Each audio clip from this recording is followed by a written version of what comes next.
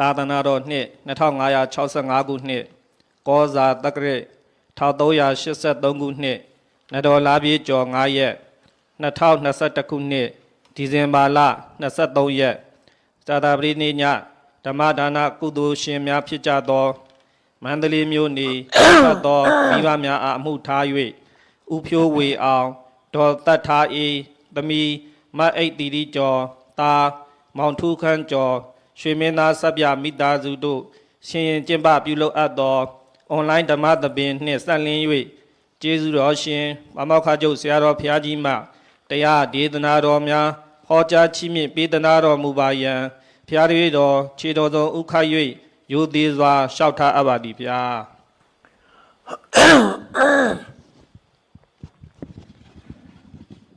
သာသနာတော်နှစ်2565နှစ်မြန်မာတက္ကရာ1383ခုနှစ်နတော်လာပြီကျော်9ရက်နိုင်ငံတကာနှစ်2021ခုနှစ်ဒီဇင်ဘာလ23ရက်နေ့၌အွန်လိုင်းမှာဟောကြားအပ်သောတရားဒေသနာတော်ဘယ်သူအမှားလဲအပိုင်းနှစ်အတ္တဒဏတုတ်မနေ့ကအပိုင်းတစ်ကိုတာယုမင်းနေ့ရဲ့တက်ကြသမိုင်းနဲ့ပဲအချိန်ကုန်သွားတော့ဒီနေ့ကျမှခါထာပေါင်းပုတ်ပေါင်း20ရှိတဲ့အတ္တဒဏတုတ်ကိုနံပါတ်3ခါထာကစပြီးတော့ပြောမှာမနေ့ကနံပါတ်1နဲ့နံပါတ်2အကြောင်းကိုကျင့်ကြုတ်ပြောပြီးနံပါတ်3လည်းကျင့်ကြုတ်ပြောထားခဲ့ပြီမြတ်စွာဘုရားကရှေးအတွက်အချင်းများပြီးတော့တိုက်ပွဲဝင်မှုလက်နက်တွေဆွဲကင်ထားတဲ့ဆွေတော်မျိုးတော်တာကိယနဲ့ကောလိယတို့ရဲ့ခြားမှာနှုတ်နှစ်ဖက်ရှင်ဆိုင်တိုင်းမဲ့စစ်တီတော်ရဲ့ခြားမှာဒီတရားကိုဟောတာဖြစ်တယ်ပေါ့တမန်အပြည့်ဒီတရားဟာနားလည်ဖို့တည်းခက်ခဲတယ်ပေါ့တဘာဝကိုဟောတာဖြစ်လို့ဇလန်းနေလောက်တော့နားလည်ဖို့မလွယ်လောက်ဘူး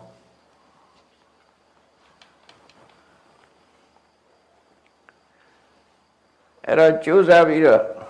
ရှင်းလင်းပြမယ်လောကအကြောင်းကိုပြောပြတာဖြစ်တော့လောကကြီးရဲ့စိတ်ပြည့်ငြိမ်ဝှေ့စရာကောင်းတာတွေကိုမြတ်စွာဘုရားကသမန္တမတရောလောကောတဲ့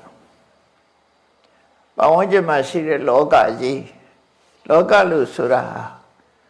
ဒီတတ္တလောကကိုရည်ညွှန်းပြီးတော့ပြောတာပေါ့နော်တရားဆိုတဲ့နေရာမှာတိရစ္ဆာန်လည်းပါတယ်ပြိတ္တာလည်းပါတယ်အပေလေးဘုံသားတွေအလုံးပါတယ်လူတွေပါတယ်နတ်တွေပါတယ်ပြမတွေပါတယ်အလုံးတတ္တဝါတွေအလုံးကိုလောကလို့ခေါ်တာပဲတတ္တလောကပေါ့နော်ထိုတတ္တဝါတွေရဲ့တရားဘုံကိုဩဃတလောကလို့ခေါ်တယ်အဲဒီတတ္တဝါရောတရားဘုံရောနှစ်ခုစလုံးဟာခိုင်မာမှုမရှိလို့အကြောင်းဒီပေါ်မှာမိတီးပြီးတော့ဖြစ်နေတာဖြစ်လို့သင်္ခါရလောကလို့ခေါ်တယ်တရားအလုံးကိုတတ္တလောကတရားရဲ့တည်ရှိရဘုံကိုဩဃတလောကထိုသင်္ခါရထိုတရားတွေနဲ့တရားဘုံကသက်မဲ့တရားတွေကသက်ရှိအဲ့ဒီသက်ရှိသက်မဲ့အရာနှစ်ခုလုံးသည်အကြောင်းတရားကဖန်တီးထားတဲ့အရာဖြစ်သောကြောင့်သင်္ခါရလောကလို့တို့ဆိုလိုတယ်ပေါ့နော်အဲ့တော့လောကအကြောင်းပြောလိုက်လို့ရှင်သက်ရှိသက်မဲ့နဲ့သင်္ခါရတရားတွေကိုရည်ညွှန်းပြီးပြောတာဖြစ်တော့မြတ်စွာဘုရားဟောလိုက်တဲ့စကားသမန္တမတ္တရောလောကော လောကကြီးဟာဘယ်ပုံပဲဖြစ်ဖြစ်နော်တတ္တလောကပဲဖြစ်ဖြစ်သင်္ခါရလောကပဲဖြစ်ဖြစ်ဩကာသလောကပဲဖြစ်ဖြစ်လူဘုံပဲဖြစ်ဖြစ်နတ်ဘုံပဲဖြစ်ဖြစ်ဗြဟ္မဘုံပဲဖြစ်ဖြစ်ဘယ်ဘုံပဲဖြစ်ဖြစ်ခိုင်မာတဲ့အရာတစ်ခုမှမရှိဘူးအတ္တရဆိုတာတာရဆိုတာအနှ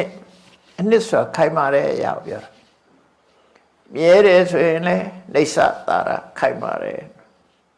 ချမ်းသာတယ်ဆိုရင်လည်းဒုက္ခတာရအနှစ်ကောင်းတယ်အဲ့တော့တာရအနှစ်ဆိုတာဘာကိုပြောရလဲဆိုခိုင်မြဲခြင်းချမ်းသာခြင်း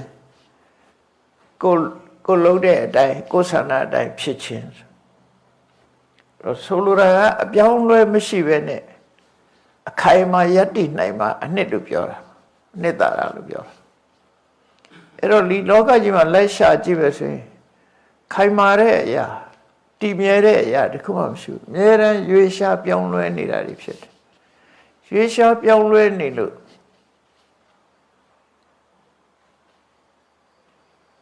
နှစ်သက်ပြနိုးเสียရှင်းတဲ့เสียလည်းတခုမှမရှိဘူးဒုက္ခလို့ပြောတယ်တခုမှမရှိဘူးဘာလို့လဲဆိုကိုရထားတဲ့ချမ်းသာလေးကထာဝရမဟုတ်တာပြီးရင်ပြောင်းသွားပြန်ခဏလေးနေနဲ့ပြောင်းလဲတွေဖြစ်သွားပြန်ပြီးတော့ကိုဖြစ်ချင်တာတခုဖြစ်လာတာတခုအနတ္တလို့ခေါ်တာပေါ့နော်အဲ့ဒါလို့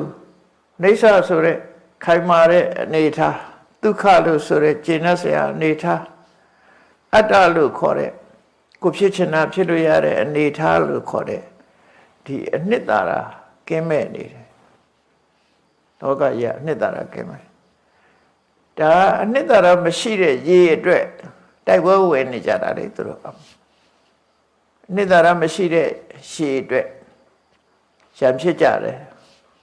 တိုက်ပွဲဝင်ကြတယ်ဒါကြောင့်မြတ်စွာဘုရားအဲ့ဒါတွေဘာမှအနှစ်သာရရှိတာမဟုတ်ဘူးလို့ထောက်ပြတဲ့သဘောပဲเนาะဘယ်လိုအနှစ်သာရမရှိတော့ဆိုလို့ရှိရင်ရေမြုပ်ဆိုင်ကြီးရေကြောမှာမျောလာတဲ့ရေမြုပ်ဆိုင်ကြီးကိုကြည့်လိုက်အဲ့ဒီရေမြုပ်ဆိုင်ကြီးဟာအိမ်တယ်ပြီးတော့နော်အိယာလှုပ်လို့ရမလားမရနိုင်ဘူးတခုသုံးချဖို့လုံးမလားမရနိုင်ဘူးထိလိုက်တာလည်းကြေပေါ်သွားတာပျောက်သွားဗျာကြည့်လိုက်ရင်တော့သူကတောင်ကြီးပုံကြီးလိုရေထဲမှာမျောလာတဲ့ရေမြုပ်ဆိုင်ကြီးတွေရှိတယ်အဲ့ဒီရေမြုပ်ဆိုင်ကြီးဟာအမာခံတခုမှမရှိသလိုထိလိုက်တာလည်းကြေမွသွားသလိုပဲလောကကြီးကလည်းအတိုင်းပဲကောင်းမဲ့ထင်းနေတဲ့အချိန်တွေမကောင်းတော့ထို့တူပဲရေဘွက်တို့ဆိုတာအောက်ကရေတွေကိုတစမြစ်ကနေကျလိုက်တဲ့ရေပေါက်ကလေးကအောက်ကအခန်းရှိတဲ့ရေတွေကိုရေပေါက်ကလေးကျလိုက်တာနဲ့တပြိုင်တည်းပွက်ခနဲ့ဆိုရေပူစီပေါင်းလေးပေါ်လာတာအဲ့ဒါရေဘွက်လို့ခေါ်တယ်နော်ရေပူစီပေါင်းပေါ့လေနဲ့ပါနဲ့ချုပ်ပြီးတော့တခါလေပူစီပေါင်းလေးဖြစ်လာအဲ့ဒါလေးကရေပေါက်ကလေးကျလိုက်တဲ့ကပွက်နဲ့ဆိုပြီးရေပူစီပေါင်းလေးပေါ်လာပြီးဖြတ်ဆိုကွဲထွက်သွားကြဟာမကြောက်အဲ့ထဲမှာရောအနှစ်သာရရှာလို့ရမလားဆိုမရငပြောပင်ကြီးကိုအနှစ်သာရရှာမလားဆိုငပြောတုံးကြီးကိုကြည့်အနှစ်များရှိမလားခွာတစ်ဖက်ချင်းခွာတစ်ဖက်ချင်းခွာဆုံးသက်သွားရောအနှစ်ရှာမတွေ့ဘူးအဲ့ဒါလိုပဲလောကကြီးတစ်ခုလုံးဟာခိုင်မာရာဆိုတာကိုလိုက်ရှာလို့မရဘူးချမ်းသာအစစ်ကိုလိုက်ရှာလို့မရဘူးကိုဖြစ်ချင်တာဖြစ်တယ်ဆိုတာလိုက်ရှာလို့မရဘူးအလုံးဟာမခိုင်မာဘူးအလုံးဟာချမ်းသာတယ်ဆိုတာလည်းမရှိဘူးနောက်ပြီးတော့ကိုဖြစ်ချင်တာဖြစ်တယ်ဆိုတာလည်းမရှိဘူးဒါကြောင့်မို့လို့မြတ်စွာဘုရားတမန္တမတ္တရောလောကောလောကကြီးတစ်ခုလုံးဟာနှစ်သာရမရှိဘူးတဲ့အဲ့ဒါကိုသဘောပေါက်ဖို့လိုတယ်အဲ့ဒါကိုသဘောမပေါက်သည့်အတွက်ကြောင့်အနှစ်သာရမရမဲ့ဟာအတွက်တိုက်ပွဲဝင်နေကြတယ်လူတွေကဘာမှအနှစ်မရှိတဲ့အရာအတွက်တိုက်ပွဲဝင်နေကြတယ်လို့သူတို့ဆိုလို့တယ်ပေါ့နော်အဲ့တော့ဒါရင်လားလို့ဆိုမဟုတ်ဘူး လောကကြီးကိုကြည့်လိုက်မယ်ဆိုရင်ဘယ်ဘက်မှာပဲရှိရှိအရှိဘက်မှာရှိရှိနောက်ဘက်ကြည့်ကြည့်တောင်ဘက်ကြည့်ကြည့်မြောက်ဘက်ကြည့်ကြည့်ဓိတာတပ္ပသမေရိတာအလုံးဟာလှုပ်ရှားပြောင်းလဲနေတာကြီးပဲတဲ့သင်္ခါရတရားတွေဟာဘယ်တစ်ခုမှယက်တည်နေတာမရှိဘူးလှုပ်ရှားပြောင်းလဲနေတယ်တော့အဲ့ဒါ ever change မြဲပြောင်းနေတာတစ်ခုမှမရှိဘူးအမြဲပြောင်းနေတယ်ဆိုတာကိုယ်ခန္ဓာကိုယ်ဘဝလည်းကြည့်မြဲပြောင်းနေပြောင်းနေလို့ပဲကောင်းမောကဖြူတာဆက်ပင်းနေကအနက်ကဖြူဖြစ်လာတယ်ပေတွန်းနေတာပြောင်းလဲနေမှုကြောင့်ဖြစ်တာလေငယ်ငယ်လေးကကြီးလာတယ်အသားရောင်နေပြောင်းလဲလာတယ်ဒါဝုန်းတိုင်းပြောင်းသွားတာမဟုတ်ဘူးတဖြည်းဖြည်းချင်းပြောင်းနေတာပဲအမြဲပြောင်းနေတာဆက်ကလိုက်ပြောင်းတတိမထားလို့ပါအချိန်တွေကလည်းကြည့်လိုက်မနေ့ရောက်လိုက်နေ့လည်းရောက်လိုက်ညနေရောက်လိုက်တော့ကြကုံဆုံးသွားလိုက်ရောက်လာတဲ့အချိန်လေးကလည်းပြောင်းလဲရဲ့ပဲတော့ဘယ်ချိန်ပဲဖြစ်ဖြစ်နိုင်လက်တံလေးကိုကြည့်လိုက်မယ်ဆိုရင်သူသွားနေတာပဲလေရပ်နေတာမှမရှိတာအဲ့နိုင်လက်တံလေးကိုပြောင်းနေတယ်လို့ပဲသင်္ခါရတရားတွေကလည်းပြောင်းနေတာတဲ့အဲ့ဒါကိုပြောတာသဗ္ဗထိတာသမေရိတာဘယ်ကြည့်လိုက်အားလုံးကရွေးရှားနေတာ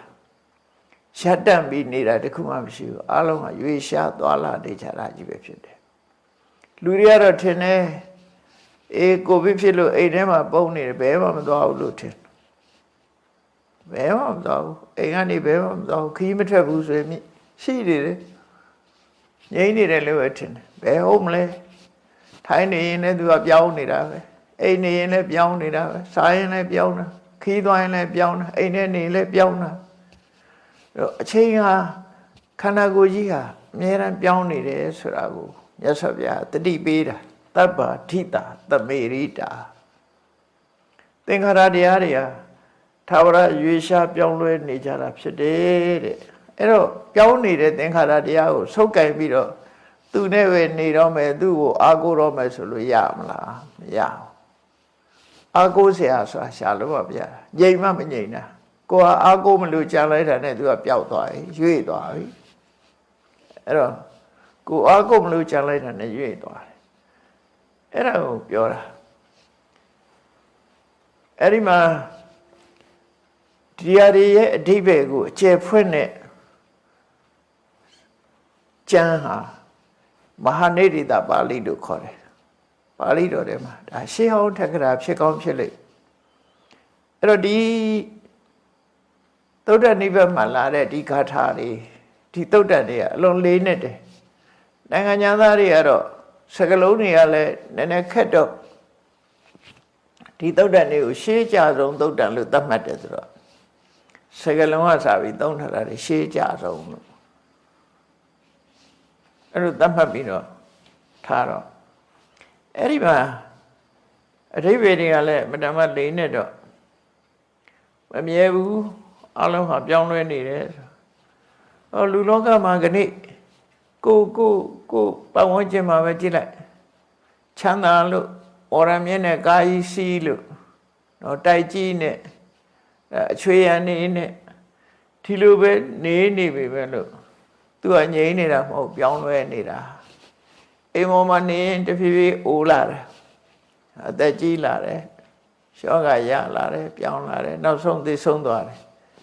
ဘယ်နေရာမှာပဲနေတည်ငြိမ်နေတာမရှိဘူးဆိုတဲ့ဒါဒီအနေထားကိုသိဖို့လိုတယ်လို့ဆိုလိုတယ်အဲ့ဒါကိုရှင်းပြတဲ့အခါကျတော့လောကကြီးတစ်ခုလုံးကိုလွှမ်းမိုးချုပ်ကင်ထားတာသိခြင်းတရားကပဲလွှမ်းမိုးချုပ်ကင်ထားတာအသိလွတ်တဲ့လူတရားမှမရှိဘူးလွတ်ထွက်သွားတဲ့လူမရှိဘူးဒီပြင်ကိစ္စတွေကလွတ်ကောင်းလွတ်လိမ့်မယ်ဒီပြင်တွေကလွတ်ကောင်းလွတ်လိမ့်မယ်သိခြင်းတရားလွတ်မဲ့လူကတရားမှမရှိဘူးသိခြင်းတရားကလွတ်တယ်လို့လွတ်တာမရှိတယ်လို့ကိုယ့်ကိုဝန်းရံထားတာဝိုင်းပတ်ပြီးတော့ထားတာအိုခြင်းတရားဝိုင်းပတ်ထားတယ်လူတယောက်ဘဝရောက်လာပြီဆိုလို့ရှိရင်အိုခြင်းတရားကကိုယ်ပိုက်ရန်ထားတာဖြစ်နေတယ်ပိုက်ရန်ထားလို့ဘယ်ဟာဖြစ်ဖြစ် မျက်စိကလည်းဥသွားမှာပဲနားကလည်းဥမှာပဲနှာခေါင်းလည်းဥမှာပဲဥရဲဆိုတာအင်အားကြီးရော့သွားတယ်လှပမှုတွေပျက်စီးသွားတယ်ဒီလိုဆိုလိုတာပေါ့နော်အဲ့တော့ဥချင်းတရားကလည်းပဲဝိုင်းပတ်ထားတယ်အဲ့လိုဝိုင်းပတ်ထားတဲ့အချိန်မှာအေးစေးစေးလာဆိုမဟုတ်ဘူးယင်ထဲမှာလဲလိုချင်တဲ့တဏှာဆိုတာကြီးကဟိုမြားစုနေတယ်လို့ပဲဒါကြီးကနှုတ်လို့မရအနှုတ်ရခက်တာကိုမြားထန်လို့ခေါ်တယ်ရှေးတုန်းကတော့စစ်တိုက်တဲ့အခါမှာမြားနဲ့ပြစ်တော့မြားဥကခြုံမိမဲ့လို့မြားဥရဲ့နောက်မှာအထစ်ကလေးနှစ်ခုပါတယ်ပြန်နှုတ်ဖို့ကြတော့ခက်တယ်အဲ့ဒါလိုပဲယင်ထဲကတွေ့တတ်တဲ့တဏှာကိုဖယ်ရှားဖို့သိခက်တယ်သိခက်တယ်ဒါကြောင့်မို့စုဝင်နေတဲ့မြားလို့ဥပမာပေးပြီးတော့ဟောလူတွေဟာအဲ့ဒီလိုဒုက္ခရောက်နေပေမဲ့မြားကစူးဝင်ပြီးတော့နေတာဖြစ်တယ်တဲ့အဲ့တော့အခုလိုလောကကြီးတစ်ခုလုံးဟာအနှစ်သာရကင်းမဲ့နေတယ်ခိုင်မာမှုမရှိဘူး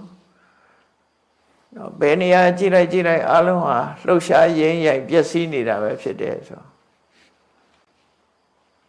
အဲ့ဒီနေရာထဲမှာအိဆံဘဝမတ္တနော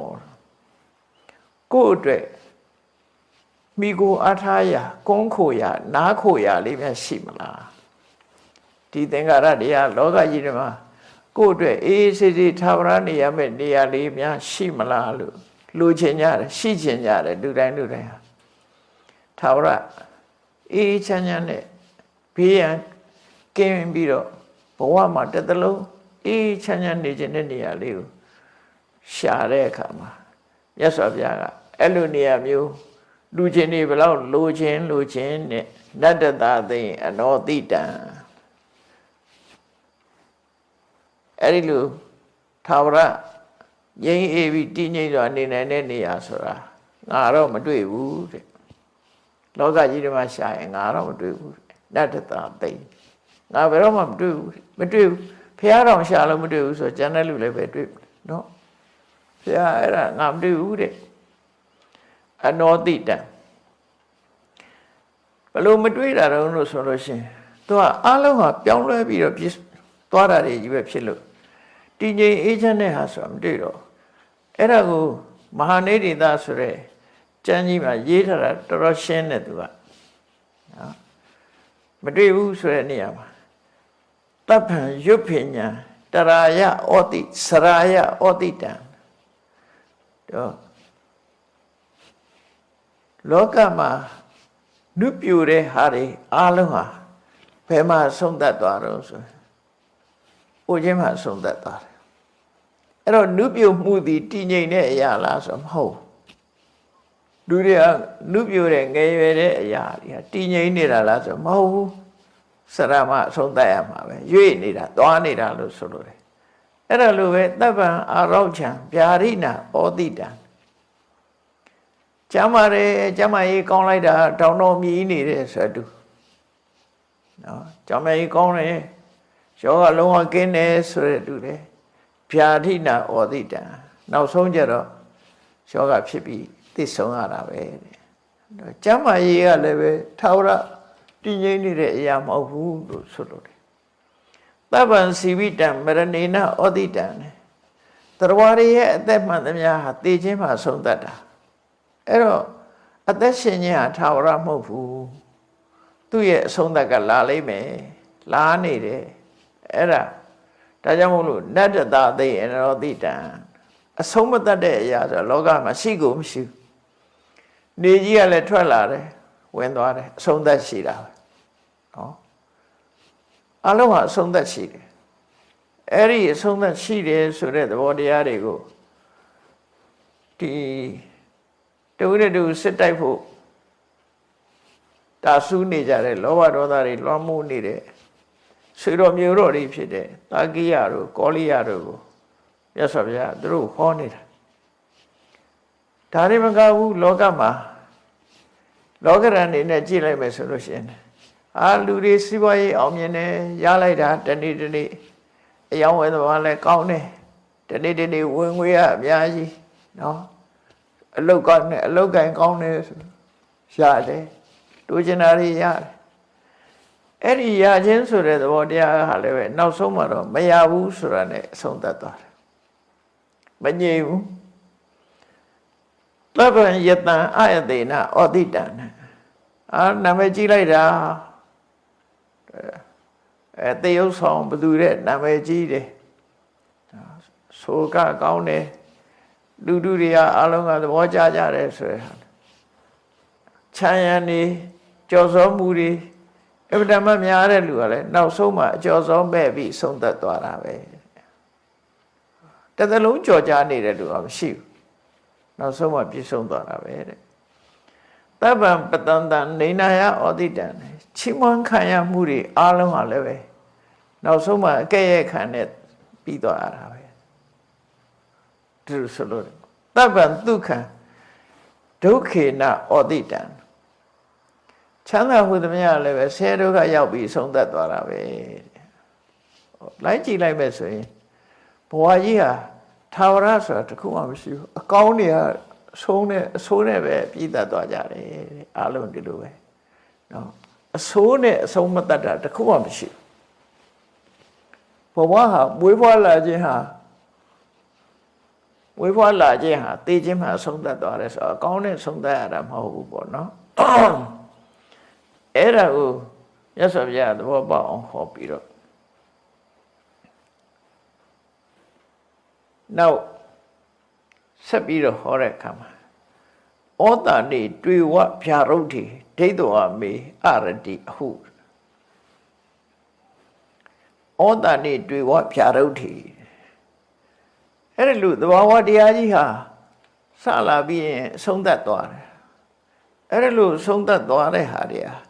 လူဆန္ဒနဲ့အညီဆုံးသက်တာလားဆိုမဟုတ်ဗျာရုဒ္ဓဆန့်ကျင်ရဲ့တန်နဲ့ဆုံးဖြတ်သွားတယ်နော်ဆန့်ကျင်နေပါလေကိုမလိုချင်ပါလေနဲ့ဒီမဖြစ်ချင်တာတွေဖြစ်သွားကြတယ်ဖြစ်ချင်လို့ဖြစ်တာမဟုတ်ဒါပေမဲ့တွေးကောင်းတွေးလိမ့်မယ်သိချင်တဲ့ကောင်စိတ်တော့လို့သိသွားတယ်ဆိုတာသူလည်းပဲစိတ်ဖောက်ပြန်နေတော့သာသိချင်တာ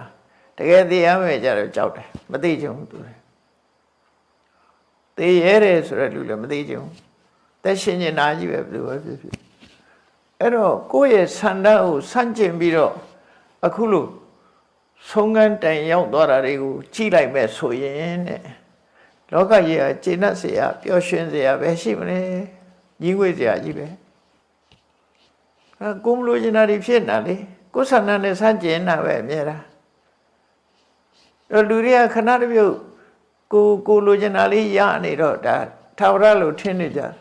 ကိုသိဉာဏ်နဲ့ပညာလေးသင်လို့ကိုသွားခြင်းနဲ့နေရာလေးသွား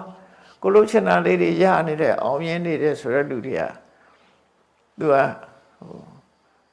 တခဏလေးကြုံတွေ့နေရတဲ့ဟာတွေပေါ်မှာထာဝရလို့အောင်မေ့နေတာနောက်ဆုံးမှရောက်တဲ့အခါကျတော့ကိုယ်ဆန္ဒနဲ့အကုန်ဆန့်ကျင်ပြီးတော့ဖြစ်သွားတယ်တဲ့ဘာလို့လဲဆိုရင်နှုတ်ပြတဲ့အနေထားလဲအိုခြင်းကဆုံးသက်ပေးသွားတယ်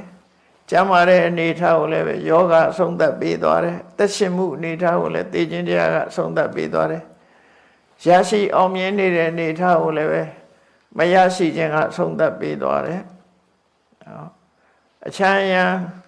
ကြော်စောသတင်းကြီးနေတာကိုလည်းချမ်းရံမဲ့ခြင်းကဆုံးသက်ပေးသွားတယ်ချီးမွမ်းခံရခြင်းကိုလည်းပဲ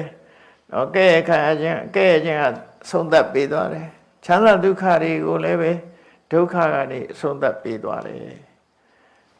အဲ့ဒီလိုဆုံးသက်ပေးသွားတာလူအကြိုက်လားလို့ဆိုဘယ်ဟုတ်မလဲတဲ့ဖြာရုပ်ထီသူ့အနေနဲ့သူဖြစ်ချင်တာဘာလို့ဆိုရင်ဘယ်သူပဲဖြစ်ဖြစ်ထာဝရလူပြိုခြင်းတယ်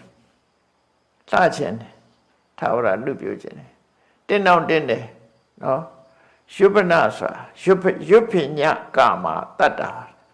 တရဝရီမှန်သမျှထာဝရလူပြုမှုမျက်နှိုးကြတယ်အလုံးထာဝရလူပြုမျက်နှိုးတဲ့တရဝရီဟာတဲ့အိုခြင်းတရားကိုအများအားဆန့်ကျင်နေကြတာပဲ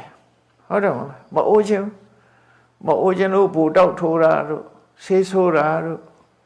ပေတွန့်တာတွေကာကွယ်တာတို့ပေတွန့်လာပြီဆိုရင်နိုင်ငံခြားသွားပြီးအရေးကိုတင်းအောင်ချုပ်တာတို့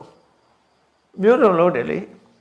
သွားကြွရင်လည်းသွားအသစ်ဆိုင်တာတော့အိုရုပ်အိုရီဖြစ်လာတာကိုအများရန်ဆန့်ကျင် ကိုစမ်းကျင်တာတွေဟာဖြစ်လာလို့ဆိုကိုစမ်းကျင်တဲ့ဟာတွေဖြစ်လာတာနော်ကိုမဖြစ်ချင်တာတွေအကုန်ဖြစ်လာအဲ့ဒါကိုပြောတော့ဩတာနေတွေ့ဝဖြာရုပ်ထီလူတိုင်းဟာကိုမဖြစ်ချင်တာတွေကြီးပဲဖြစ်နေတာအကုန်လုံးငယ်ရွယ်နုပြချင်တာလည်းမရဘူးနော်ဒီကျမ်းမာချင်တာလည်းမရဘူးထာဝရကျမ်းမာချင်တဲ့လူကလည်းမရဘူးယောဂရတာပဲအဲ့ထာဝရဒီအသက်ရှင်နေတာလည်းမရဘူးသိခြင်းတရားရောက်လာပြန်ဆန်းကျင်နေတာတွေအကုန်ရောက်လာထာဝရကောင်းစားအောင်မြင်နေတာလည်းမရဘူးထာဝရနာမည်ကြီးနေတာလည်းမရဘူးထာဝရချီးမွမ်းခံရရင်လည်းမရဘူးအဲထာဝရဒီချမ်းသာဒုက္ခဆိုတာလေမရနိုင်ဘူးတဲ့ကိုလိုချင်တာကချမ်းသာရတာကဒုက္ခကိုလိုချင်တာကကျမ်းမာတာရတာကဖြာတိဟောအဲ့ဒါလို့ဘဝမှာမဖြစ်ချင်တာတွေဘယ်သူပဲကြည့်ကိုဖြစ်ချင်တာထာဝရဖြစ်နေတဲ့လူဆိုတရားမှမရှိဘူးအကုန်လုံးအဲ့ဒါတွေကိုကြည့်လိုက်မယ်ဆိုလို့ရှိရင်ဒိဋ္ဌဝမေအရတိဟုတဲ့မြတ်စွာဘုရားဟောတာအဲ့ဒါတွေကကြည့်ပြီးတော့ငါတော့တော်တော်စိတ်ပြက်တယ်ပေါ့လောကကြီးကိုညှင်းငွေ့တယ်လို့ပြောတာလိုချင်မှုတဲ့လိုချင်လို့ထိနှဆွန့်ပြီးတော့တောထွက်တရားကျင့်တာလေငါတော့အဲ့ဒါတွေတော်တော်စိတ်ပြက်ပြီးတော့ညှင်းငွေ့တယ်တဲ့လိုချင်စရာတစ်ခုမှမရှိဘူးဒိဋ္ဌဝမေအရတိဟုတဲ့အဲ့လိုစိတ်ပြည့်စရာကောင်းမြလားလို့ဆိုမဟုတ်ဘူးလူတွေမှာအဲ့စိတ်ပြည့်စရာကောင်းတဲ့အနေထားမှာရင်ဝမှာလှမ်းညညောင်ကြီးရတယ်စူးနေသေးတယ်အဲ့ဒီရင်ဝမှာစူးနေတဲ့ညညောင်ဟိုတဲ့ငါကမြင်ခဲတဲ့လူတွေကမမြင်ကြဘူးကိုယ့်ရင်ထဲမှာညညောင်ကြီးစူးနေတော့မမြင်ကြဘူးတဲ့စူးမှန်းတော့မသိဘူးစုမမသိဘူးစုမမသိတဲ့မြားညောင်းကြီးရှိတယ်ဆိုတာငါကတော့တွေ့တယ်မြတ်စွာဘုရားပြောတာငါကတော့အဲ့ဒီလူတိုင်းရဲ့ရင်ထဲမှာမြားညောင်းနေစုနေတယ်ဆိုတာငါကတော့သိတယ်သို့တော့လူတွေကဒါမြင်ဖို့လွန်ခက်တယ်တဲ့အဲ့ဒါကိုအဋ္ဌိထသံလမတ္တခေဒါအပြင်တဲ့ဒီလောကကြီးမှာဒုဒ္ဒတံဟရယတိတံလူတွေရဲ့ရင်ထဲမှာစူးနေတဲ့ညညောင်ကြီးကိုမြင်မို့ရအမတန်မှခက်တယ်သို့တော့ငါမြင်ထားတယ်တဲ့လူတွေမှာရင်ထဲမှာစူးနေတဲ့ဟာကြီးကိုငါမြင်နေရတယ်အဲ့တော့ဒီနေရာမှာမြားညောင်ဆိုတာတွေနဲ့ပတ်သက်ပြီးတော့မြားညောင်ဆိုတာတင်စားပြီးတော့ခေါ်လိုက်တာပေါ့ညောင်းဟာ9မျိုးရှိတယ်လို့ပြောလူတွေရင်ထဲမှာစူးဝင်နေတဲ့အရာ9မျိုးဖြစ်တယ်ရာဂဆိုတာလည်းမြားညောင်းတစ်ခုဟုတ်တယ်ပေါ့လူတွေရဲ့ရင်ထဲမှာတွေ့တာမှုတတ်မဲ့မှုတွေပြည့်ရှိတယ်လေတွေ့တာမှုတတ်မဲ့အဲ့ဒီဟာတွေ့တာမှုတတ်မဲ့မှုကိုနှုတ်ပစ်ဖို့ဆိုတာတော့ခက်တယ်အဲ့တော့စူးနေတဲ့မြားနှုတ်ဖို့ခက်တယ်လို့ပဲဒါကိုဖယ်ဖို့အမှန်တမ်းခက်တယ်ဒါကိုရာဂတန်လလို့ခေါ်တယ်ပါဠိလိုညညောင်းကိုတန်လလို့ခေါ်တယ်ဟောရာဂသည်တန်လရှင်ထဲမှာခိုင်ခိုင်မြဲမြဲဝင်နေလို့တန်လနောက်ပြီးတော့မုန်းတီးမှုဒေါသကလည်းပဲတန်လပဲ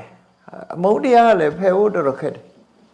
ဒေါသဆိုတာလည်းရင်ထဲကမကြည်မနှက်ဖြစ်နေတာကိုဖယ်ဖို့တော်တော်ခက်တယ်ဘယ်ခေတ်ကြီးလူတွေဟာတွေ့တာမှုဆိုတဲ့မြားညောင်ကြီးလည်းမနှုတ်နိုင်ဘူးမုန်းတီးမှုဆိုတာကြီးလည်းမနှုတ်နိုင်ဘူးမုန်းစရာရှိမုန်းလိုက်ကြမှာပဲတွေ့စရာရှိတွေ့လိုက်ကြမှာပဲရှိနေတာပဲလေသူကနောက်တစ်ခုကဘာလို့ဆိုရင်မောဟတန်လားမောဟဆိုတာတွေးဝေးတယ်ဆိုတာလုံးတဲ့နာနဲ့မလုံးတဲ့နာခွဲခြားမမြင်တာလောကမှာအမှန်တရားဆိုတာဘယ်ဟာလဲ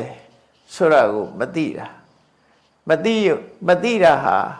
ဟိုဘာမှမသိတာတော့မဟုတ်ဘူးအမှားကိုအမှန်ထင်နေတဲ့ဟာမျိုးဆိုလို့တယ်ပေါ့နော်အမှားကိုအမှန်ထင်နေတယ်မရှိတာကိုအရှိထင်နေတယ်ရှိတာကြတော့မရှိဘူးထင်နေတယ် အဲ့ဒါလိုလွဲမှားတဲ့အသည့်တွေဒါမောဟတဏ္ဍလို့ခေါ်တယ်ဒါလည်းယင်ထဲမှာတွဲနေတာနောက်တစ်ခုကိုယ့်ကိုယ်အထင်ရောက်နေတဲ့မာနဆိုတာလေများညောင်တစ်ခုပဲနောက်မမှန်ကန်တဲ့အတွေးတွေအမြင်တွေကလည်းလူတိုင်းမှာရှိတယ်လူတိုင်းမှာရှိတယ်အဲ့ဒီအတွေးတွေကလည်းပဲကိုယ့်အတွေးကိုကျင့်တတ်နေလို့ဒိဋ္ဌိတန်လာတယ်သူကလည်းအမြင်ဆိုတာတယောက်နဲ့တယောက်မတူကြဘူးအဲ့ဒီအမြင်ကလည်းများညောင်ပဲတဲ့အဲ့ဒီပဲပို့ထူးထူးခြားခြားပို့ပြီးတော့ဒါတွေကတော့ကိလေသာတွေအနေနဲ့သိမသိတာပို့သိတာတော့ဘာလို့ဆိုရင်လူတွေမှာရထားတဲ့ပစ္စည်းဥစ္စာတွေဆုံးရှုံးသွားလို့ရှိရင်ရင်ထဲကပူလောင်ကြတယ်စိုးရင်တော့ကဖြစ်ကြတယ်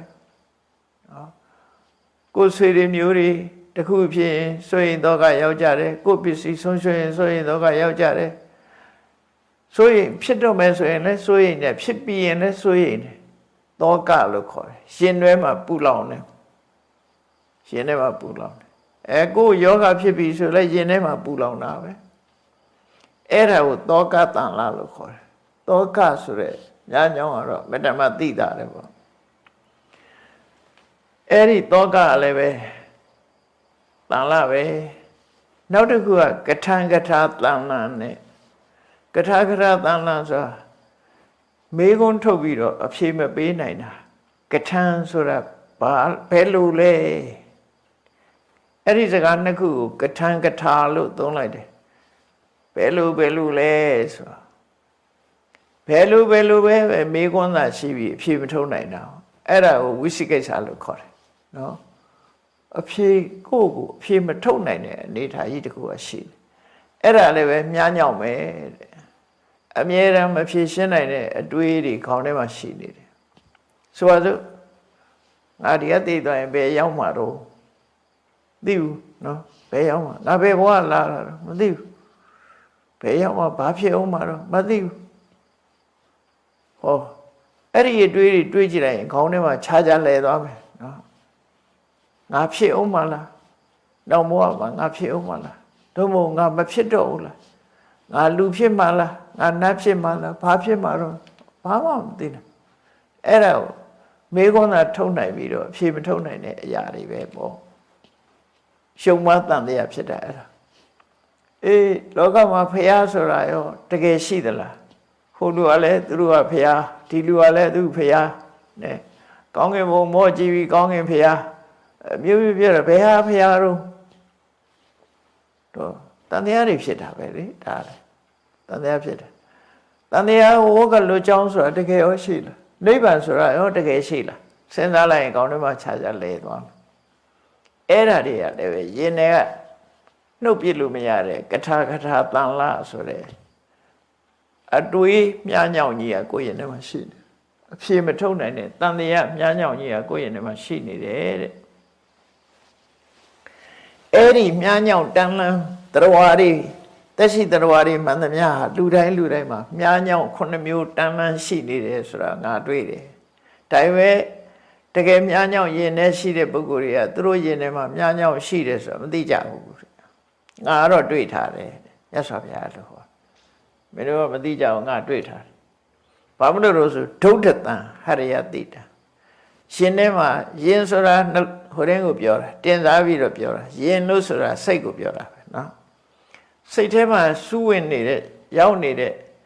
အဲ့ဒီမြားညောင်ကြီး9မျိုးဟာတဲ့မြင်မှုတော်တော်ခက်ပါတယ်အဲ့ဒီမြင်မှုတော်တော်ခက်တဲ့မြားညောင်ကိုအတ္တတံငါတော့တွေ့ထားပြီးပြီဒါကြောင့်မလို့ငါအဲ့ဒါတွေကိုဖယ်နှုတ်ပလိုက်ပြီလို့ဆိုလို့တယ်ပေါ့နော်ဒါဖြင့်ဟုတ်ပြီမြားညောင်ကိုမနှုတ်နိုင်တဲ့တရားတွေဘာဖြစ်လဲမြတ်စွာဘုရားကတော့ငါတော့နှုတ်ပလိုက်ပြီမရှိတော့ငါရင်ထဲမှာမြားညောင်မရှိတော့အဲ့တော့မနှုတ်နိုင်လို့မြားကြောင့်တန်လန်းဖြစ်နေဘာဖြစ်တုံးဆိုတာမြတ်စွာဘုရားဟောတယ်ယေနတန်လေနဩတိန်နောဓိတာတဗ္ဗဝိထဝတိရှင်ထဲမှာမြားညောင်ရှိနေတဲ့ပုဂ္ဂိုလ်ဟာတဲ့ဘဝမှာမရတ္တိဘူးတဲ့ဟိုဘဝနေဟိုဘဝဟိုဘဝနေဟိုဘဝနော်လူဘဝနေပြီးအပယ်လေးကိုရောက်သွားလိုက်ငရဲကြလိုက်ငါဖြစ်လိုက်နွားဖြစ်လိုက်နော်ကြက်ဖြစ်လိုက်ခွေးဖြစ်လိုက်တော့ ရှောက်ပြေးနေတာဘယ်နေရာမှာဘာနဲ့ဥမာတူလို့ဆိုခွေးယူဟာဟိုရှောက်ပြေးနေတယ်လို့ပဲတနေရာထဲမှာမနေဘူးရှင်ထဲမှာမြားညောင်းရှိနေတဲ့သရဝတူဟာသူကမယက်တည်နိုင်ဘူးတဲ့ယေနတန်လေနဩတိန်နောအိမ်မြားရင်နဲ့ရောက်နေပြီဆိုလို့ရှိရင်တော့တဲ့ဓိတာတပ္ပဝိဓဝတိအယမျက်နာဆိုတာဘဝတွေကိုရည်ညွှန်းတာအဲ့ဘဝတွေကိုသူကပြေးလွှားနေမှာပဲဘဝတွေထဲမှာပြေးလွှားနေမယ်တဲ့အဲ့တော့ဘဝတွေထဲပြေးလွှားနေတယ်ဆိုတာစိတ်အနေနဲ့ကလည်းအဲ့ဒါဟိုပြေးနေရတဲ့ဟာတစ်ခုပေါ့ဆိုပါစို့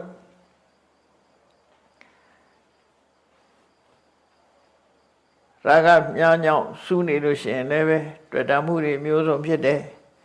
ဒေါသမြားညောင်းစူးနေလို့ရှိရင်လည်းမကျေနပ်မှုတွေမျိုးစုံဖြစ်တယ်မောဟမြားညောင်းစူးနေလို့ရှိရင်လည်းအမှန်မသိမှုတွေနဲ့လုံးချရိုက်နေတယ်မာနမြားညောင်းရှိနေလို့ရှိရင်လည်းလူချင်းကြည့်ပြီးတော့ငါသာတယ်သူကသာတယ်ငါနဲ့တူတူပဲဆိုတာတွေတွေးနေတယ်နော်ဒိဋ္ဌိဆိုတဲ့မြားညောင်းရှိနေပြန်တော့လေအယူရေးရနဲ့ပတ်သက်ပြီးတော့သူဟာကိုယ်ယူကိုမှန်တယ်လို့ယူဆနေတယ်တောကမြားညောင်းရှိတဲ့အခါမှာဆွေတွေမျိုးတွေပျက်စီးတဲ့အခါနော်ယောဂဖြစ်တဲ့အခါစီစဉ်ဥစ္စာတွေပျက်စီးတဲ့အခါကိုချင်းတရားပျက်စီးသွားတဲ့အခါအယူဝါဒပျက်စီးသွားတဲ့အခါဟာတောကတွေဖြစ်တယ်ကထံကထာဆိုတဲ့ခုနကတန်တရားမြားညောင်းကြီးစုပြန်ပြီဆိုလို့ရှိရင်လေအမှန်တရားပေါ်မှာလည်းမဆုံးဖြတ်နိုင်ဘူးအားလုံးကတန်တရားတန်လန်းနဲ့အဲ့လိုပဲနေတယ်ဒါဟာနောက်ပြီးတော့အဲ့ဒီမြားညောင်းနေစုနေလို့ရှိရင်လောကကြီးတစ်ခုလုံးကိုပြေးလွှားနေတယ်ဆိုတဲ့အနေအထားမှာသူကဖွင့်ထားတာခီးသွားတာတွေကလည်းပဲအဲ့ဒီမြားညောင်းသွားနေကြတယ်ဆိုတဲ့အကြောင်းရသော်ဒါကိုထည့်ဟောတာနော်ထည့်ဟောတာအဲ့ဒီမှာဆိုပါစို့ရာဂမြားညောင်းစုဝင်ခံထားရတဲ့ပုဂ္ဂိုလ်ဟာတဲ့ရာဂကိုအကြောင်းပြုပြီးမကောင်းမှုဒုစရိုက်တွေလုပ်တယ်မကောင်းမှုဒုစရိုက်မှန်သမျှအကုန်လုပ်တယ်ခိုးဆိုးတိုက်ရိုက်မှုတွေလည်းလုပ်တယ်လူရဲမှုတွေလည်းသူကျူးလွန်တယ်တဲ့အဲ့တော့ဒါရင်လားလို့ဆိုမကဘူးအဲ့မှာစိတ်ဝင်စားကြကောင်းတာတော့အဲ့ဒီမဟာနေတိသဆိုတဲ့ကျမ်းမှာသူဖွင့်ထားတာရာဂမြားညောင်းစုဝင်နေတဲ့ပုဂ္ဂိုလ်ဟာတဲ့သင်္ဘောစီးပြီးတော့ပင်လယ်ခရီးကိုဖြတ်တန်းနေသိနိုင်တယ်လေပင်လယ်ခရီးဆိုတာကမ္မမြင်လမ်းမမြင်သွားတာအဲ့ဒါရဲစွန့်ပြီးတော့သွားတာခုခေတ်ကတော့ adventure ဆိုပြီးတော့စွန့်စားမှုဆိုပြီးတော့ကောင်းတဲ့ထင်ကြတိမ်မြန်နဲ့စီးပြီးတော့နိုင်ငံညာတွေသွားတယ်တိမ်မြန်ပြက်ကြရင်သိနိုင်တယ်တော့အဲ့ဒါတွေကဒီစွန့်စားမှုတွေဆိုတာတွေရတယ်ဒုက္ခနဲ့ရင်ဆိုင်ပြီးတော့သွားတာတဲ့အဲ့ဒီသွားတယ်လို့ဆိုတဲ့ထဲမှာဟိုဘာတွေပါလာတော့ဆိုဒေသတွေအကြောင်းလေးပါလာတယ်တိခုံပံကိစ္စတိတိခုံမဆိုတာရွှေတကုံဖျားတဲတဲ့နေရာကိုလေတိခုံမလို့ခေါ်တာလေအဲ့ဒီနေရာများရည်ညွှန်းသလားဘာလို့သူကပင်လေကန်းကြီးပဲလေဒါရှေးတုန်းကအဲ့ဒါတိခုံမဆိုတာရွှေတကုံကိုရည်ညွှန်းနေဆိုရင်တော့ရွှေတကုံကရှေးတုန်းကလေးကရှိတဲ့သဘောရှိတယ်ပေါ့နော်နောက်တက်ကောလံကိစ္စတိတဲ့ဒီကနေ့ခေတ်အနေနဲ့တက်ကောလလို့ဆိုတာဘယ်ဒေသကိုခေါ်တယ်ဆိုတာဒါသမိုင်းကြောင်းရှာမယ်တက်ကသီလံကိစ္စတိတက်ကသို့သွားတယ်ဒါကတော့ခုတက်စီလာဆိုတာပါကစ္စတန်ဘက်မှာရှိတယ်ဒါလည်းပင်လယ်တွေနဲ့နီးတဲ့အရက်တွေပဲအကုန်လုံးကာလမုခံကိစ္စတိတဲ့ကာလမုခအရက်သွားတယ်ပုရံကိစ္စတိဝေတုံငံကိစ္စတိဝေရပဋ္ဌံကိစ္စတိတာမလိန်ကိစ္စတိတာမလိဆိုတော့အိန္ဒိယဘက်မှာရှိတယ်ဝင်းကန်ကိစ္စတိအေလဗန္နကိစ္စတိအဲ့မှာသုဝနာပုမိန်ကိစ္စတိဆိုတာသုဝနာပုမိရပဲနေရာတော့ဆိုရင်အများယူဆထားတာတော့ဗမာပြည်ယူဆထားတာတော့တထုံကိုသုဝနာပုမိပင်လည်းကန်းချေအများယူဆတာတော့ အဲ့ဒီကနေတခြားလုံးဟိုဟိုရင်ပေါ့မလေးရှားဟိုထိုင်းကနေခေါ်တဲ့ထိုင်းတို့မလေးရှားတို့အင်ဒိုနီးရှားတို့အထိပေါ့ပင်လယ်ကမ်းရိုးတန်းဒီဒေသတစ်ခုလုံးကိုသုဝဏ္ဏဘူမိလို့ခေါ်တယ်လို့သူဆိုကြတယ်ပေါ့နော်ယုံနာထိုင်းကလည်းပဲသုဝဏ္ဏဘူမိသူ့နိုင်ငံလို့ယူဆလို့သုဝဏ္ဏဘူမိ airport တောင်လုပ်ထားတယ်လေဗမာပြည်ကလည်းသုဝဏ္ဏဘူမိအတထုံပဲဆိုပြီးတော့ယူဆတာ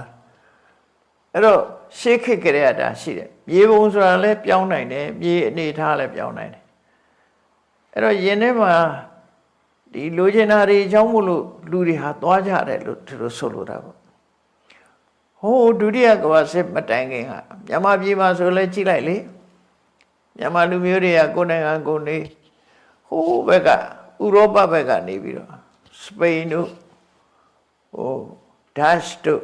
အင်္ဂလိပ်တို့ဆိုတာတွေကပင်လယ်ရေကြောင်းကနေလှည့်ပြီးတော့ဒီနိုင်ငံတွေရောက်လာတာပဲလေ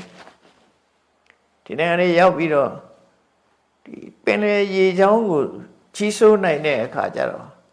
အင်္ဂလိပ်ဟာအိန္ဒိယနိုင်ငံကိုလည်းကြီးစိုးသွားတယ်သီရိလင်္ကာနိုင်ငံပထမဆုံးဝင်တာကဒတ်ချ်ဒတ်ချ်တို့ဝင်တာနော်ဒတ်ချ်တွေစီကမှပေါ်တူဂီတွေကလူယူလိုက်ပြန်ပေါ်တူဂီစီကနေမှအင်္ဂလိပ်ကလူယူတာအဲ့တော့သီရိလင်္ကာနိုင်ငံကပင်လယ်ထဲကကျွန်းလေးဆိုတော့ခီးသွားတဲ့နေရာမှာလမ်းစုံလေးဖြစ်နေတာလမ်းစုံဖြစ်တော့ဒတ်ချ်တို့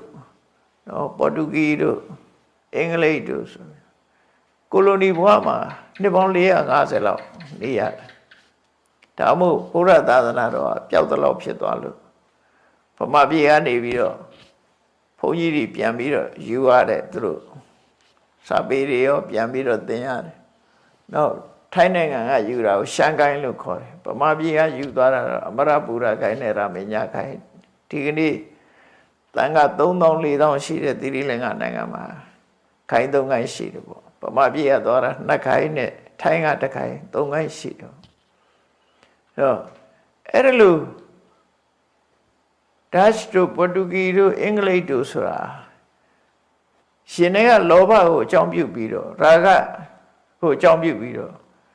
ပင်လယ်ခရီးကြီးကိုဖြတ်တန်းပြီးဒီရောက်အောင်လာကြတာပဲတဲ့ကွန်ပင်လယ်ခရီးကြီးကိုမကြောက်မရွံ့ဖြတ်တန်းပြီးဒီရောက်အောင်လာကြတယ်အဲ့ဒါတွေကိုဒီထဲမှာထည့်ပြီးတော့နေရတာကျန်နေမှာဖွင့်ဆိုထားတာဒါစိတ်ဝင်စားကြကောင်းတယ်ပေါ့နော်ဘင်္ဂလောကံကိစ္စတိဆိုဘင်္ဂလောကဆိုဘင်္ဂလားဒေ့ရှ်ဖြစ်နေဘင်္ဂလားဒေ့ရှ်နဲ့ကလကတ္တာတို့ပေါ့နော်ဝင်ကတိုင်းဆိုတာပါဠိလိုကဝင်ကအခုခေါ်တဲ့ဘင်္ဂလီပေါ့သူကအင်္ဂလိပ်လိုကျတော့ West Bengal နဲ့ Eastern Bengal လို့ခေါ်တာ East Bengal ဘင်္ဂလားဒေ့ရှ် West Bengal ကလကတ္တာသူဘင်္ဂလောကဆိုအဲ့ဒီသူတို့နိုင်ငံကြီးလည်းအချီးကြီးပဲ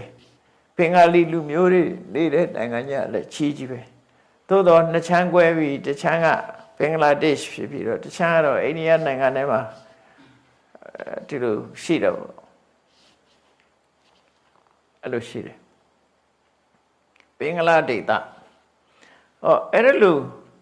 လောကကြီးမှာတို့ခီးသွားလာပြီးတော့လောဘကိုအခြေခံပြီးတော့ခီးသွားလာတယ်ပစ္စည်းရှာကြတယ်သူတို့လာတာအလကားလာတာမဟုတ်ဘူးစီးပွားရှာကြတာအထူးသဖြင့်အခြေခံတာတော့ရွှေငွေရှာတယ်လို့ပဲဟင်းကအမှုန့်တွေ spice တွေရှာတယ်ဒီဘက်မှာလာပြီးတော့အဲ့လိုလုပ်ကြတာနှစ်ပေါင်းများစွာဗမာပြည်လာတာကျွန်းသစ်တို့ဘာလို့ရှာတယ်တို့အဲ့လိုဟာတွေယူသွားကြတာပေါ့နော်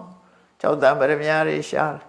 ဒါလောဘရင်ထဲကစုဝင်နေတဲ့ရာဂကိုအကြောင်းပြုပြီးတော့သူတို့လုပ်ကြတာလို့သူတို့ဆိုတယ်ပေါ့နော်အဲ့ဒါလို့ရတော့ပြန်တော့လေဒီမြားညောင်းကကျွတ်သွားလာလို့ဆိုဘယ်ဟုတ်မလဲအဲ့ရသွားတဲ့ပစ္စည်းကိုကိုယ်ကအနိုင်ကျင့်ပြီးအယူမခံရအောင်လုံခြုံရေးကိုစူးစမ်းကြပြန်တယ်နော်ကိုယ်အကျိုးစီးပွားကိုကာကွယ်မှုဆိုပြီးတော့လက်နဲ့တွေကင်ကြပြန်တယ်အဲ့လိုပဲလေလက်နဲ့ကင်ကြကိုယ်အကျိုးစီးပွားဆိုအကျိုးစီးပွားကာကွယ်ကြတယ်ခဏထိလဲဒီလှုပ်တွေလှုပ်တော့မဲ့လေစီးပွားရေးနယ်ချဲ့တယ် ဒီကနေ့ကတော့စီးပွားရေးနဲ့ချဲကြတာပေါ့ one belt one road တို့ဆိုတာတနိုင်ငံလုံးကိုဖြန့်ကျက်ဖို့လုပ်နေတာဒါလည်းစီးပွားရေးရှင်တွေကရာဂကြောင့်ဖြစ်တာပေါ့အချင်းချုပ်လိုက်တဲ့အခါအဲ့ဒါလိုနဲ့ရေနတန်လေနဩတိန်နောဓိတတပ္ပဝိထာဝတိရှင်ထဲမှာလိုချင်ဆန္ဒတွေအာချိလို့ခီးသွားကြတယ်လို့ဆိုလို့တယ်ပေါ့နော်ရလိုမှုနဲ့သွားနေကြတယ်အဲ့ဒါပဲရလို့မဟုတ်ပါဘူးအလဲပတ်သွားတာပါဆိုအလဲပတ်ကလည်းပဲသူကကြည့်ကျင်တဲ့ဆန္ဒပဲတူတူပဲလောဘနဲ့သွားတာပဲနော်အဲ့တော့လောဘကယင်ထဲကလောဘကခီးသွားစေတယ်ပေါ့ခီးသွားစေတယ်ပေါ့ဒါကိုဘုသုဒ္ဓလို့ယူဆပြီးတော့သွားကြလာကြတာပေါ့နော်အဲ့ဒါလို့ဒီရင်ထဲကညှောက်နေကြောင်းပြုတ်ပြီးတော့တဲ့ရေနတန်လေနဩတိန်နောတပ္ပထိတဝိထဝတိဒါဒီဘဝတွေကိုရည်ညွှန်းပြောတာအဲ့လိုရင်ထဲကညှောက်တန်းလန်းတဲ့လူဘဝတွေနတ်ဘဝရောက်လိုက်တိရစ္ဆာန်ဘဝရောက်လိုက်ပြိတ္တာဘဝရောက်လိုက်ဘဝတွေဒီလိုပဲခီးသွားနေကြတာပဲတန်တရားထဲမှာလည်းပဲဒီလိုပဲပြေးသွားနေကြရတယ်လို့ဆိုလို့ဒီဘဝမှာလည်းအငြိမ့်မနေနိုင်ဘူးတန်တရားမှာလည်းအငြိမ့်မနေနိုင်ဘူးအဲ့ဒါကိုရည်ညွှန်းပြီးတော့ဒီခီးသွားတယ်လို့ညှောင်းနေစုဝင်ခံရတဲ့ပုဂ္ဂိုလ်ကအဲ့တော့ရှင်ထဲမှာစုဝင်နေတဲ့ရာဂဒေါသမောဟမာနဒိဋ္ဌိတောကကထာဆိုတဲ့ဒီမြားညောင်း9မျိုးနော်အဲ့ဒီမြားညောင်း9မျိုးရှင်ထဲကမကင်းသေးသမျှဒီလူဟာလှုပ်ရှားသွားလာနေမှာတန်တရားထဲမှာလည်းလှုပ်ရှားသွားလာမှာဒီဘဝမှာလည်းအငြိမ်မနေနိုင်ဘူးသွားလာနေကြရသော်ဗျာအဲ့ဒါတမေဝတန်လမဘုရှာတဲ့အဲ့ဒီစူးဝင်နေတဲ့မြားကြီးမင်းတို့နှုတ်လိုက်နိုင်ပြီဆိုလို့ရှိရင်တော့နာထဝတိမင်းဘယ်မှမသွားတော့ဘယ်မှမသွားတော့ဘယ်မှမသွားဘူးဆိုတော့လူချင်းလို့လည်းမသွားဘူးမုံတိလို့လည်းမသွားတော့ဘူးပေါ့နော်တန်တရားမှာလည်းပဲခီးမသွားတော့ဘူးတဲ့မသွားယုံနေမကဘူးနတိရတိတန်တရားဝဲဩဃကြီးတယ်လည်းမင်းမြုပ်မသွားဘူးတဲ့အဲ့တော့မလှုပ်ရှားတော့ဘူးရှင်ထဲမှာမြားညောင်းရှိနေတယ်ဗျာလှုပ်ရှားမယ်သွားလာမယ်အဲ့ဒါကိုရှင်ထဲကမြားညောင်းကြီးကိုနှုတ်လိုက်မယ်ဆိုလို့ရှိရင်တော့နာထဝတိဘယ်မှသွားမှာမဟုတ်တော့ဘူးနတိရတိ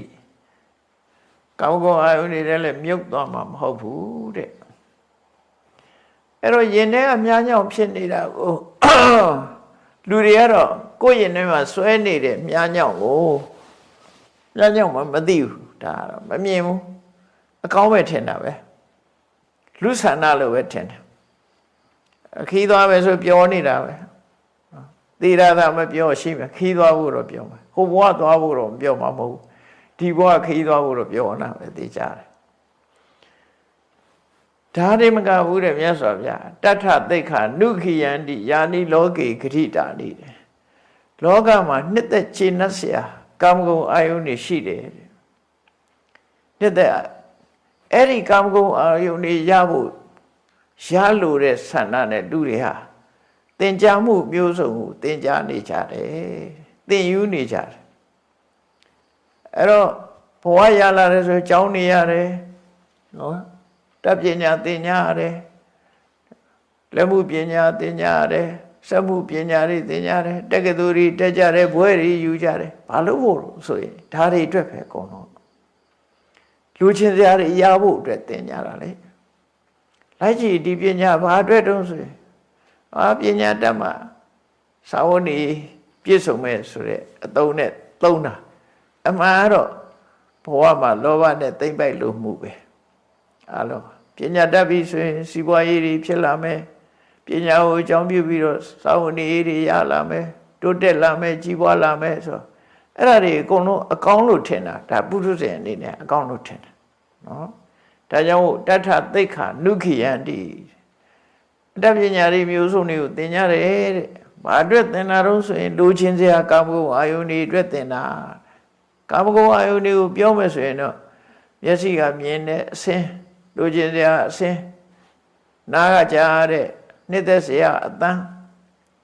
နှ နှာခေါင်းကနမ်းရှူရတဲ့အနံ့လျှာကရတာခံရတဲ့ရတာခန္ဓာကိုယ်အထိတွေ့အဲ့ဒါတွေဟာကျင့်တ်ဆရာတွေကိုရဖို့အလွယ်တကူရရှိခံစားနိုင်ဖို့အတွက်ပညာရက်တွေမျိုးစုံကိုသင်ကြတယ်အဲ့တော့မြတ်စွာဘုရားကအကြံပြုတာမင်းတို့ဒါတွေသင်လို့လေရလာတဲ့ဟာတွေကတခုမှတည်ငြိမ်မှမဟုတ်ဘူးအခုရတယ်တော့ကြပြီးတော့ပြန်လက်လွတ်လိုက်ရမှာပဲဘယ်ဟာမှထာဝရမရှိဘူးလုံးလိုက်ရတာကပင်ပန်းလိုက်တာရသွားလို့ရှိရင်လည်းခဏပဲဒါကြောင့်မို့နတ္တိတုပတုတော်သိရတယ်ဒါတွေအတွက်လုံးမနေပါနဲ့မလုံးနဲ့တော့အဲ့တော့တမန်အပြင်ပြောလို့ရှိရင်အဲ့ဒါကိုကြည့်လိုက်ရင်ဂေါရမဘုရားလူလောကကြီးပွားတိုးတက်ရေးကိုဖျက်ဆီးသူလို့ဆွဆွဲခံရတယ်ဒါမှန်တယ်နော်ဆွဆွဲခံဘုရားဒါသူကိုယ်တိုင်ကလည်းမင်းသားဘဝနေခဲ့တာလေမင်းသားဘဝဆိုတော့သူတို့တိုင်ဝေမင်းကြီးကလည်းပဲဒီသူတို့နိုင်ငံမှာနေပြီးတော့သူရဲကောင်းတရားအနေနဲ့တိုင်းပြည်ကျိုးဆောင်ရွက်စေချင်တာတိုင်းပြည်ကိုကာကွယ်စေချင်တာအုပ်ချုပ်ပြီးတော့တိုင်းပြည်ကိုကြီးပွားအောင်လုပ်စေချင်ဒါပေမဲ့ဘုရားကဒါတွေကဘယ်တော့မှဆုံးမမဟုတ်ဘူးဆိုပြီးတော့သူဒါတွေမကြိုးစားမကြိုးစားအမှန်တရားကိုအသိကိုကြိုးစားလိုက်တယ်အဲကြောင့်ဖေမိသာရမင်းကြီးနဲ့တွေ့တဲ့အခါမှာလည်းဖေမိသာရမင်းကြီးကဘုရားရဲ့တရားကိုနာပြီးတော့အာနာကိုတမက်တမောကြီးမနေဘူးလေသူတမ်းမဲ့သူသား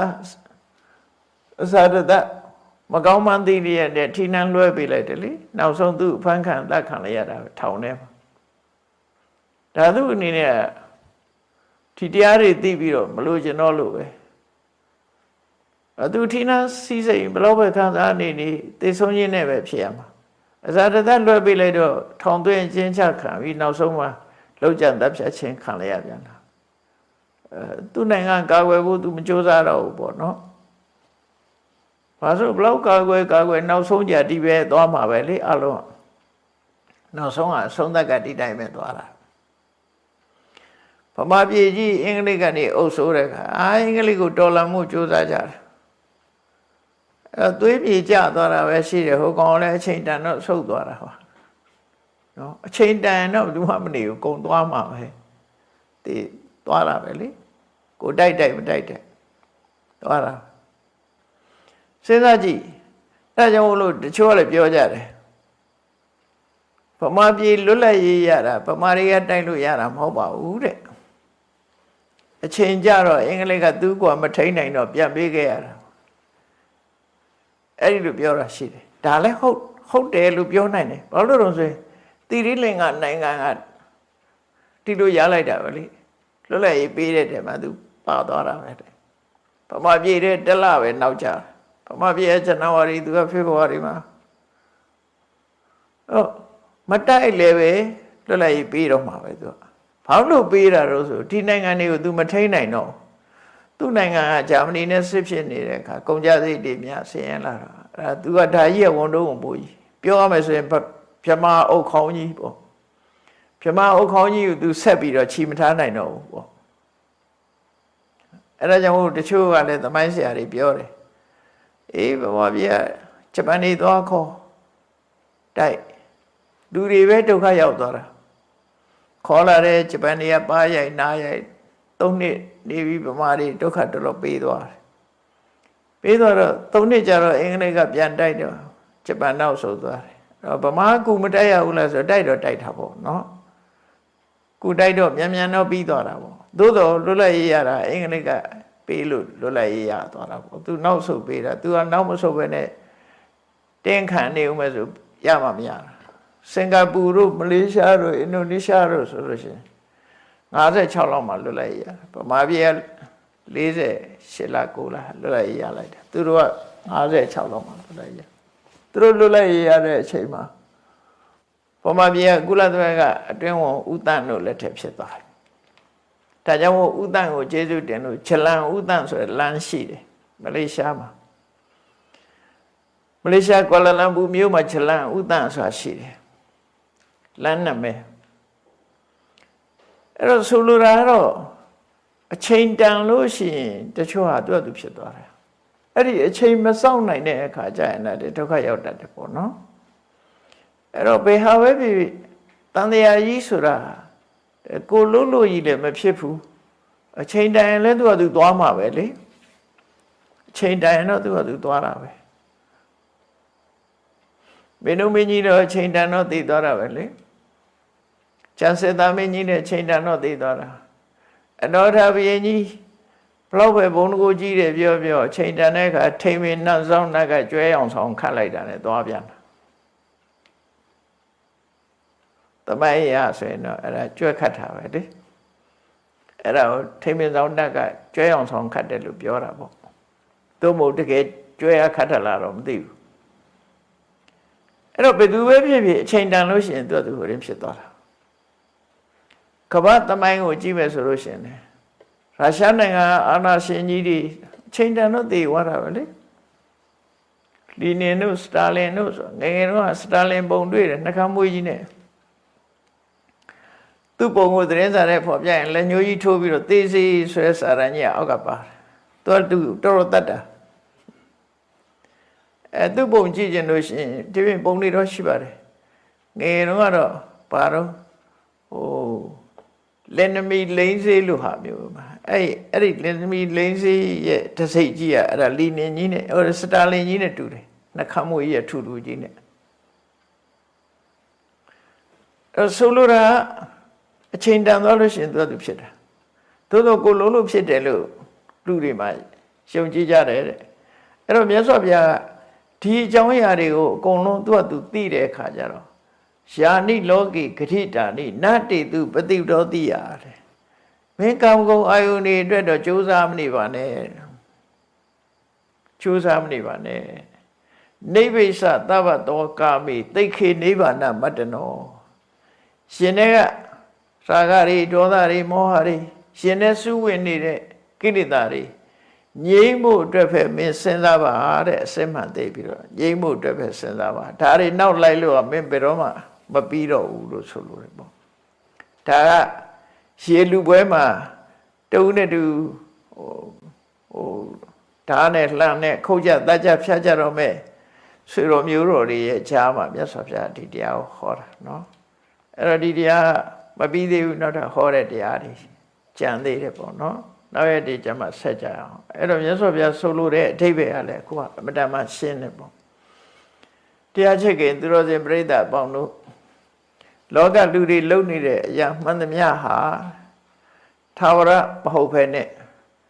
ငြိမ်းအေးတဲ့နှလုံးသားငြိမ်းအေးဖို့အတွက်မဖြစ်ဘဲနဲ့နှလုံးသားအတွက်အပူတွေပွားဖို့ရာတွေဒါဖြစ်နေတယ်အလုပ်တွေကိုလုပ်နေကြတာဖြစ်တယ်နှလုံးသားငြိမ်းဥဖို့အတွက်တော့အဲ့ဒါတွေကိုအလုံးကိုဆွန့်လွတ်နိုင်မှာပဲဖြစ်တယ်ပေါ့ဆွန့်လွတ်နိုင်ပြီးတော့ငြိမ်းချမ်းရေးအတွက်ရင်ထဲကအပူတွေညောင်းတသိန်းနေနှုတ်ဆုံးနှုတ်ဖယ်ရှားပြီးတော့ငြိမ်းချမ်းမှုရာအတွက်သာကြိုးစားမှအမှန်တရားကိုရရှိမှဖြစ်တယ်လို့ကိုယ်စီသဘောပေါက်ပြီးတော့ကျင့်ကြံကြိုးကုပ်ပွားများအားထုတ်နိုင်ကြပါစေကုန်သတည်းသာဓုသာဓုသာဓု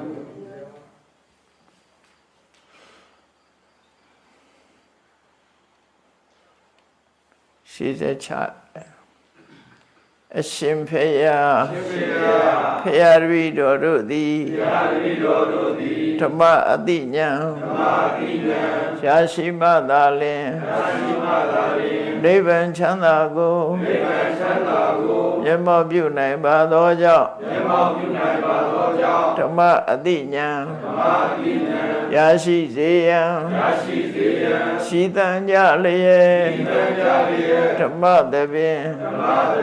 ဆင်ကျင်ပါပြုလုပ်ကြ၍အမတဒါနာဓမ္မဒါနာတရားအလှတော်ကို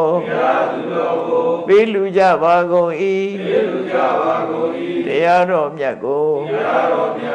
ယုတိလေးမြတ်စွာမမတ်သားသာအာယုန်ထားလျက်နာကြားကြပါကုန်၏ တရားတော်မြတ်ကိုတတ္တဗဝတ္ထုအစုစုတို့ဖြင့်ပူဇော်ကြပါကုန်၏ယနေ့ယခုအာထုပ်ပြုလုပ်ကြရသောဤကောင်းမှုဤကုသိုလ်စုစုသည်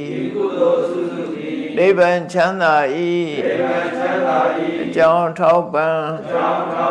ဖြစ်ပါစေတည်းဤကောင်းမှု၏ဖို့ဘာကကိုအမိအဖအဖို့အဖွာဆရာသမားမစာ၍ကဘာသူကဘာသာလူနဲ့မြမတတ္တဝအများတို့အောင်အမြဝေငှပါကုန်၏ကုသိုလ်အမြကိုယ်စီရကြကုန်သည်ဖြစ်၍ကိုယ်စိတ်နှဖျားချမ်းသာကြသည်ဖြစ်ကြပါစေကုန်သတည်းအာလုံးဇာတမြအမြဒီလုံးကြပါကုန်သောသာဓုသာဓုသာဓုအာလုံးဇာတမြအမြဒီလုံးကြပါကုန်သောသာဓုသာဓုသာဓု